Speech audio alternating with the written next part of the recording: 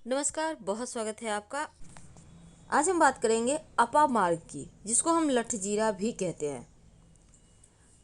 आपके आसपास अभी जैसे कि बारिश के मौसम में ये पौधा आपको ज़्यादा दिखेगा। और इस पौधे का पहचान ये है कि जब आप इसके पास से गुजरेंगे ना, तो इसके जो फल है वो आपके वस्त्र से, कपड़े से चिपक जाते हैं।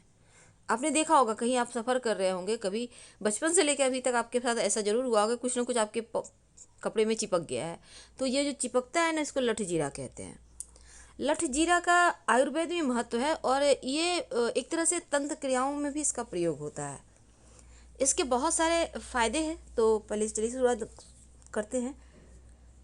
जैसे कि इसका जो जड़ होता है, लेकिन याद रखिए, जब भी कोई पौधा का जड़ आप यूज करते हैं तो उसको पहले एक दिन पहले निमंत्रण देकर आइए, अपना परिचय दीजिए, जल दीजिए, और फिर उनको कहिए हम आपको लेने आएंगे, और फिर अगले दिन जाकर लाइए। अब जैसे कि आप लाकर इसको घर में स्टोर करके भी रख सकते हैं थोड़ा सा। तो अब जैसे किसी महिला को प्रसव में पीड़ा हो रहा है, बहुत परेशान है, तब इस जड़ को कमर में बांध दीजिए। देखिए 10 मिनट के अंदर नॉर्मल हो जाएगा सब कुछ। इसके बाद इस जड़ को निकाल कर आप कहीं मिट्टी में दबा दें। इसका जो बीज होता है ना, जो लठजीरा है, इसका बीज का अगर आप पहले ज़माने में ऋषि महात्मा लोग जब ध्यान करते थे, पूजा पाठ करते थे, तो बीज का खीर बनाकर खाते थे, ताकि उनका भूख प्यास सब मिट जाए और वो आराम से अपनी साधना कर सके। तो इसके बीज को अगर खीर में डालकर खाया जाए तो जो ज़्यादा भूख लगने की समस्या है वो भी समाप्त होती है, इससे मोटापा कम होता है।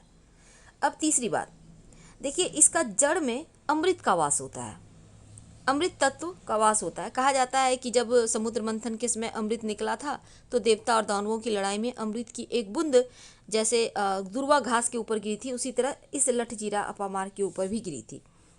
तो इस अमृतवास जड़ को अगर आप इसका दातुन करते हैं, कि ब्रश करते हैं, दांत धोते हैं लगातार कुछ दिनों तक, तो आपकी वाणी में सिद्धि आ जाती है, यानी कि आप जो बोलेंगे वो सच होगा।